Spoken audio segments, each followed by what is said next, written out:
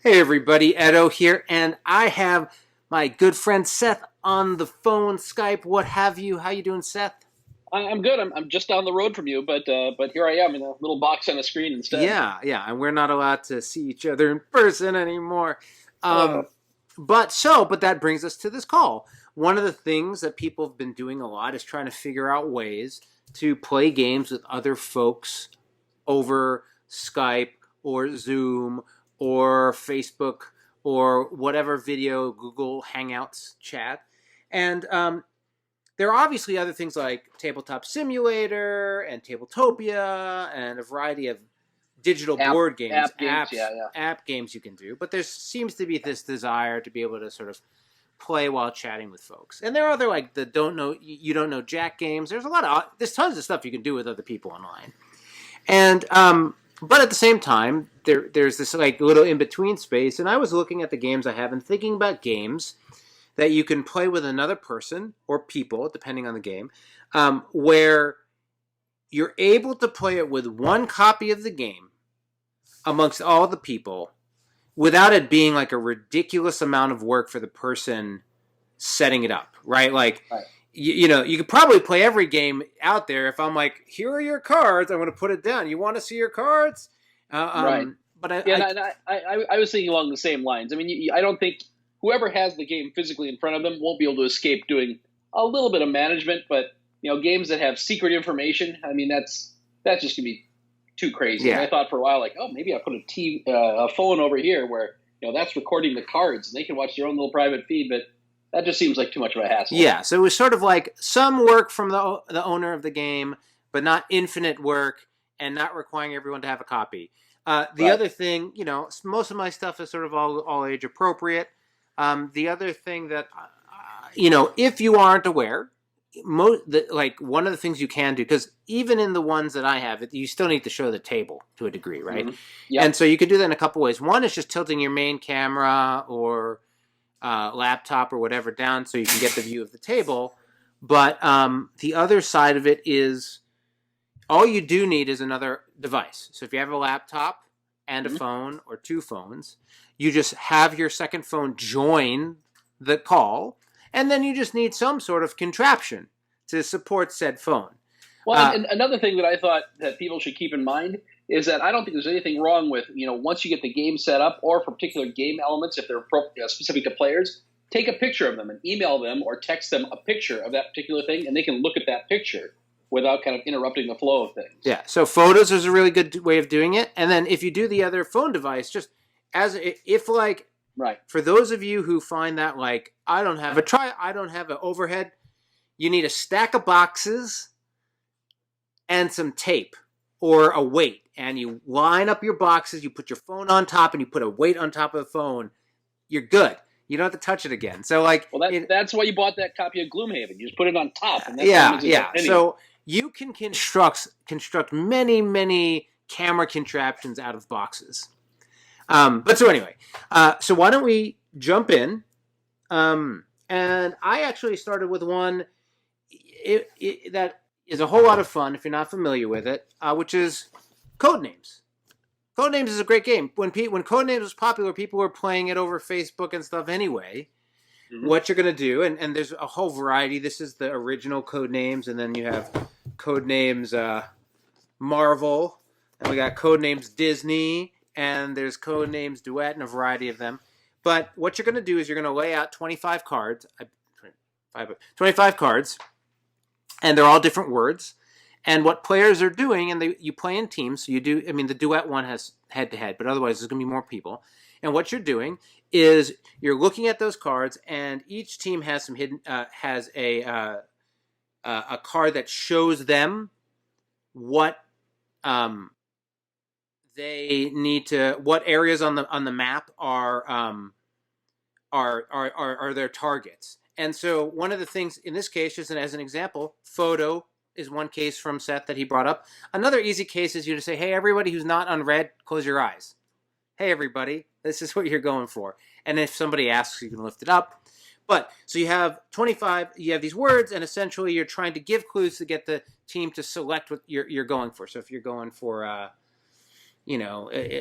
maybe it's James Bond, and you're going to say spy. But there's also like, I don't know. Let me think of it. James Bond, there's like missile, but there's also like rocket. And you're just trying to get somebody to pick the word you want without giving a clue too far. I think a lot of people have played Codenames. Anyway, Codenames is a good example. That's my number one as a game that you can reasonably play over Zoom, Skype, or otherwise pretty easily with a bunch of people. I was thinking, I don't think it's any easier now to get huge groups of people together. I mean, just because everyone's stuck at home, it doesn't necessarily mean everyone's available to game all the time. And so I was thinking, what are good two-player games? And chess and Go and checkers have all been played by mail for a long, long time. I think there are a lot of good modern games in that line that can be played. One of the ones I thought of was Tack, which is a lot of fun, but the one I'm actually suggesting is Onitama, which is a great little strategy game for two players. And the thing I love about it is that it has a wide variety of different kind of moves that you can play. And there's 5 in play. I have 2, you have 2, and there's 1 on the side. And after I take my move, I may play the snake. And so one of my pieces moves like the snake, and then I take the snake card and put it over here and grab one that's over there. And so the kind of moves we have are rotating, and kind of our strategies are rotating. And because all those moves are public and open and available, as is the board, I think it's a game that would work really well kind of being played online. Now, apparently, I notoriously don't like Onitama because I was in an interview recently and they brought up my dislike for this game. But setting that aside for a moment, I absolutely agree. It's very well suited because all move cards are showing, and manipulation of your character is super. It's like probably a 4x5 or 6. Like I don't remember the grid size, but this is not a big grid. 5x5. Anyway, 5x5, and so you get the camera. You're just like, now I wonder. I don't think it's like a chessboard where it has a like D4, F8 type of thing. But another trick you can do if you want to speed up the game, rather than saying, "Hey, up 2, left 1," just put little Scrabble pieces or just a little piece of paper with 1, 2, 3, 4, 5, 6, 7. On any grid-based game, and then somebody can just say, D4, and then you're like, oh, D4. So these are some simple things you can do that'll help speed up and make the game feel more natural as you play. Right. All right. So next one, I guess on a number of these games, they've done really well in my household. That's why I have so many copies, I guess. Yeah. So you have Cardline and Timeline. Now, if you aren't familiar with these games, they're absolutely fantastic. Cardline is a little bit younger. Here's animals, dinosaurs, Globetrotter. Timeline, this is the Americana version. There's like all different countries. But basically what it is these games come with a small deck of cards. And on one side of the card, it has, in terms of timelines, these are events. For American history events, maybe there's a great one, very popular, inventions. When was, the vaccine invented, things like that. And on one side, it's just the name of it. On the other side is the date. In the case of, those are for the timeline ones. It's all about the date. For Cardline, in the case of this one, which is like animals, for this rat, it'll actually have the length, the weight, and the lifespan. And you'll pick one each time you play. So what players are doing is there's a timeline, or a card line of cards, and if we're in timeline playing with time, you're basically saying, I think my event, vaccines, was in 1912, and it goes between that event and that event, which is 1901 and 1920. And it's basically just trivia in a way around dates for timeline, which is still cool because it's fun to guess when they were and learn. But the reason Cardline's more easily accessible is because you're thinking about, well, how much does a cat weigh? And you're like, well, a cat, you can guess in Cardline better than you can guess in Timeline, I guess is the statement. Normally, it's sort of like, it is a closed hand type of game, but like, it really doesn't matter. So you can absolutely play all this with everyone's cards, not the like facts, but everything face down, and then basically, second player will just say, hey, I'm going to go for the walrus, and I think a walrus weighs 350 pounds, and to put them between X, Y, and Z, and then the dealer flips. So I think it works really well, and it's really delightful. I'm a big fan of this series, hence having all these copies of it.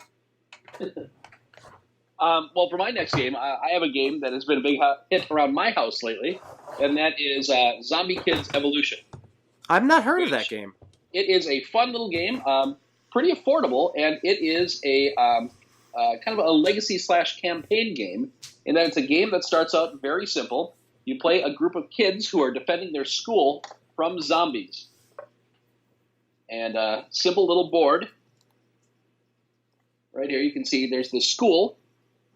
Yeah. And you're fighting off the zombies, and you're trying to lock all the gates to the outside to keep more zombies from getting in.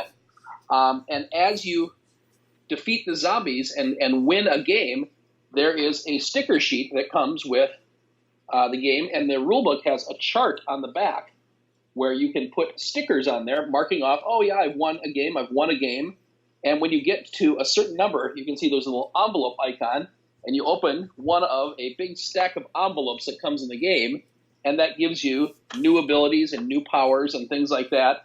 I don't want to spoil any of these surprises in there, but it's a lot of fun, and it's a game that starts out really simple and slowly adds in new elements in interesting ways. I've been playing it with my 6-year-old, and she absolutely loves it. It's even got an achievement type system where it's, if you play with 2 players, if you play with 3, if you play with 4, you can actually unlock achievements which go onto that same sticker chart and unlock things quicker. As far as playing with people who aren't in the same location, you would definitely need someone who's there managing the board and kind of running the story of things. And there's a die that has colors on each side for where the zombie comes out. And it'd be a shame not to be able to roll that die yourself, but I don't think you lose too much. Sure. And I think it'd be a fun little game to kind of play repeatedly and watch the game evolve and kind of have something to enjoy together over the course of however long this is going to be. Yeah. And mind you, there are actually tons and tons of games that work this way, and there are a lot of games that you can stretch and make work. But having said that, a lot of this is about these are games I really like on my end. So the next one is a little weird. Amazingly popular game called Hanabi. Now, there are 2 editions of this game. There's the card edition, which was like wildly popular. 10 years ago. I don't know how long it was ago. But then they made this deluxe edition. And so one of the interesting things is in Hanabi, you have a hand of cards, but they're facing away from you. And so basically you're able to see what everyone else has, but not what you have. The interesting thing about the deluxe edition is the deluxe edition, rather than cards, has tiles. And so you could try to figure this out with cards, but I found with tiles what you can do, and there's like an augmented 2-player. It is a better game with more players, but with 2 players, what you can do is effectively have the players' tiles facing you and have your tiles facing the camera, and sort of have that pseudo experience, because as I can manipulate all the things without the other side seeing it. It was a little stretch, but I was thinking about games, and I was like, oh, the deluxe version really sort of makes that possible, because I'm not splaying up and picking up cards. I was thinking about games like that, and I was like, do you need an adjudicator, kind of like a game of werewolf? But that would work really well. I like that. Yeah, kind of almost a virtual player sitting at the table. Yeah. The other thing that I experimented with, which does work, it's a little bit more effort, and you got to play with your audio settings. You can't. So normally when you use Zoom or Google Hangouts or whatever, you're going to have one call, and everyone is joining one call.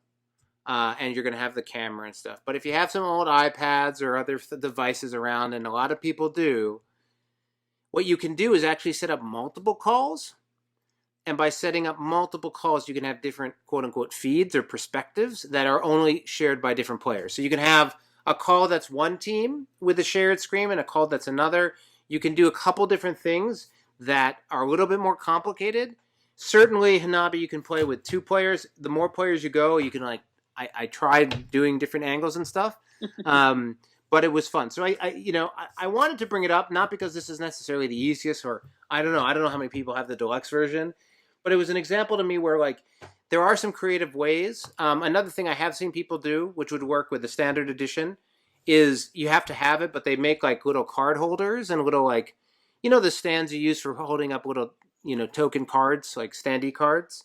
You can use those for holding up hands, and if you use camera angles like that, you can also expose it. I think it's a little bit more effort. Not everyone has it, but these are just different things you can do when you do have. I thought this was interesting because it's sort of hidden information, but it's hidden information away from you, which I thought was interesting. Let's see. Next game I have is another one that can be played by a group. Might require a little bit of putzing around, and that is Stop Thief. Oh, there you have it. As far as it has a wonderful cooperative mode that just came out recently. Did that finally come out? I haven't played Yep, it just came out. It's both the second edition of the game just came out from Restoration Games, and it's included in the box. Or I actually got my copy off of Kickstarter, and they sell a little upgrade pack via mail. My copy just showed up last week, so they're still shipping them. But regardless, it is built into the app that they use to help adjudicate all the games. And I think if you were playing, you just have to have the volume turned up on the app a lot, and you should be able to get the sound clues that you need in order to play. That's one of the ones where I think you would be best served by each player taking a picture of that player's cards and sending them first, since each player plays with kind of their own little deck of movement cards they play, that each player has a different deck. But I think it would be really workable and be kind of fun to play together. Yeah, and I think part of the fun too is likely experimenting and doing this, right? Like again, you have Tabletopia, you have Tabletop Simulator, you have every mobile game known to you have every digital. This is about like how you can sort of have fun to bring the cardboard to the digital media, right? So here's my next one. Some people are bigger into this game than others, but I am a big Splendor fan. Splendor. I wanted to bring this up, okay? So you do have a hand in Splendor, right? You have the cards that you've picked up, and you keep. I'm correct. I'm not crazy, right? Like if I take from the hidden pile, and so whatchamacallit, where is it? The one where you're reserving a card, right? You can sort of have that one in front of you and keep it hidden. I don't feel that's meaningful to your average player. So like I wanted to bring up Splendor because it's an example. So you're going to lay out Splendor. It's a little bit more work for the person paying out coins. They're going to be like, give me 2 and 1. Here's your 2 and 1. Da, da, da, da. It's a little. The dealer's really the dealer, right? There's a lot of that. But whereas you have that idea of like, hey, there's this point when I can get a card and keep it secret. I think to your average not shark player of Splendor, like the fact that card is secret really doesn't matter, right? Like no one else can use it. It's just yours. Like sure, maybe you can be like somebody can like thwart you in your final play or whatever. I think there are games like Splendor where playing open hand just isn't a big deal. And it's sort of an example in my next one I'll bring up, but like I wanted to bring it up because there is like, oh, but there's that rule where you have that hidden card. How do you have to handle it? Does the person pick it up? It's like, no, you just leave it face up and no one cares. That's the answer to your question. And if you do care, then don't pick Splendor. But it does have a lot of table dealing, right? It does have a lot of like, it's not Monopoly. It's not that bad, but you do have a bunch of coin token handout pulling, resetting that you have to do. I was thinking about what's a game that first I wanted to play. I haven't played in a long time, but also one that non-gamers could get into really easy and have a lot of fun, and that is Can't Stop, which is kind of the classic press your luck game of kind of dice rolling and seeing how far you can take it to make progress before the game forces you to pass it on to another player. People who haven't played it might recognize the board, which is the classic stop sign shaped board. You play the game. The classic stop sign shaped board. Wait, you see it in so many games. No. Yeah.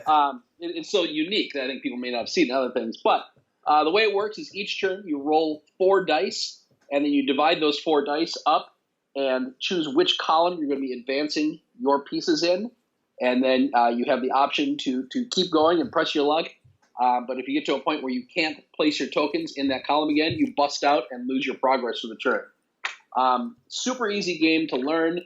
And it's one of those games I think anybody, if you're calling up your mom, your dad, your grandma, people who don't normally play games, but just want to hang out and have some fun playing a game with them, that's definitely one of those games I think would work with that, like even a non-gamer audience. Right, for sure. I actually haven't played that, but I do like. I think Push Your Luck actually I think really is good. The one thing you do lose to some degree is that visceral dice rolling, but yeah, sometimes you can also cheat, right? Like if depending on the game, but if they're just standard dice, like Yahtzee for example, you can sure maybe somebody's cheating, but like if we all play Yahtzee, we all can have 6 dice, and we all can agree that if you say you have a Yahtzee, it's a Yahtzee, right? Like, right. So the last one, and actually when this was coming up, I was looking at Pencil First games, if for those aren't aware, Pencil First Games is my company. These are games that I've participated in making, and Herbaceous is one of them. But Herbaceous actually does do a very good job. A little bit of a push your luck, but the reason is Herbaceous is all open information, right? Like everyone's looking. The only moment is when you flip a card, you have to decide whether to keep it in your private garden or put it in the middle. But both are face up. So even though it's sort of nice to make that decision on your own, it's not like that no one's going to see what the results were, right? And one of the things that I think works really well for Herbaceous, and is a challenge in some of these games, admittedly, depending on your camera and your setup, is since Herbaceous has, very bright, colorful, and like very high contrast, high graphic cards, like it's really like, oh, that's the gigantic flower, that's the saffron, or that's the tarragon. When a camera's pulled up, there's no numbers to worry about. Like in scoring, there's numbers, but you can do that at the end. Whereas, it can be a challenge if you have a game that has small text or numbers, where some of the camera play it makes it difficult. So I thought Herbaceous was a nice one that supported it pretty well, and it's easy to teach and play, that kind of thing. My last game is I've been looking at the stack of games I pulled out, and I had a 2-player game, and here's one that can play by 4, here's one that can play by a few. I was like, what if I can get all my friends together? What if I wanted 16 of my friends to play a game all at the same time? And the game I pulled off my shelf, another one of my favorites, is Formula Day, which is the classic racing game. Super fun. You can unfold it, put out the entire racetrack on your table. It's a giant board. You line up all the little cars in the grid, and people can be announcing what year they're in, and you roll the die for them, and you help them mark out their path. I think you'd have to be able to get down in there and show them the details of the board, so you can figure out where they're driving, what path they're taking. So whoever's got the board, I think would have to be kind of emceeing the game a little bit more than normal. Sure. I think it'd be really exciting to play just as a group online. Well, it is cool to see that the level of the race idea is, I think, super nice. And it's also worth note, there are a ton of games that if everyone has a copy of it or does a printed, like Cartographers is a cool game you could do with a ton of people, right? They're already inherently large party games. But presumably there's a cool version of Werewolf you could do somehow. That somebody should really codify into a set of rules for online play. Welcome to all that stuff. Yeah. The other one I just wanted to mention, not like it's a board game at all, but 20 Questions is a great game. You can play with anyone, and you can do board game themed 20 questions, and you could do this thing and this. So there are some old classics that don't even require camera as well. But anyway, so there's a myriad games. They're just plethora.